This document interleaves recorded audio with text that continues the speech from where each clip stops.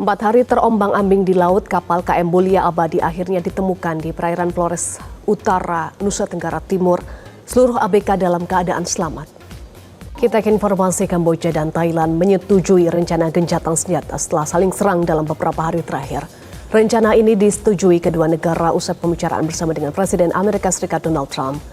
Meski para pemimpin negara Thailand dan Kamboja telah sepakat gencatan senjata, namun perang antar kedua negara masih terjadi. Sesosok mayat pria ditemukan dalam kondisi mengenaskan di Kabupaten Pati, Jawa Tengah. Mayat tersebut berada di dalam atau di dasar jurang dalam kondisi terikat dan terbungkus karung.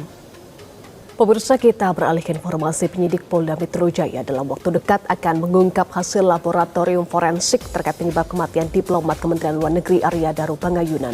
Keberadaan ponsel Arya Daru hingga saat ini masih misteri, padahal jejak digital korban sangat dibutuhkan untuk merangkai konstruksi peristiwa sebelum Daru meninggal. Asal muasal lakban kuning yang terlilit di kepala Arya Daru akhirnya terungkap. Lakban tersebut ternyata milik Arya Daru. Sebelumnya mantan Presiden Joko Widodo merespons kasus tuduhan ijazah palsu yang kini menyeret sejumlah nama termasuk aktivis dan tokoh publik.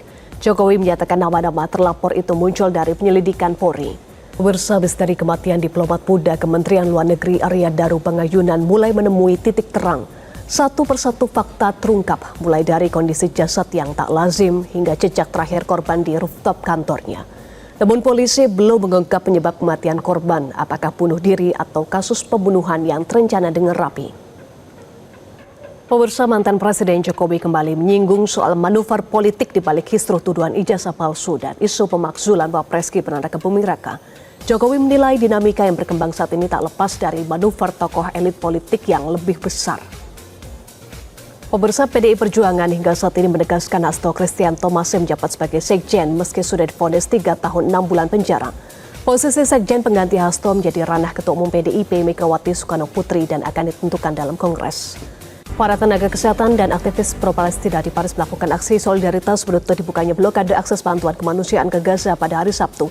Temu Vietnam di final Piala AFF U23 tahun 2025, Timnas Garuda punya misi balas dendam usai kalah di laga final 2 tahun lalu. Kali ini Garuda Muda tak ingin gagal lagi demi gelar juara di kandang sendiri. Informasi selengkapnya tunggu apa lagi bersama Kata Oma. Indonesia U23 optimis jika Jens Reven dan kawan-kawannya bisa mengalahkan timnas muda Vietnam di laga final pada Selasa mendatang. Masalah stamina bermain dan permainan lini depan masih menjadi fokus evaluasi dari para supporter.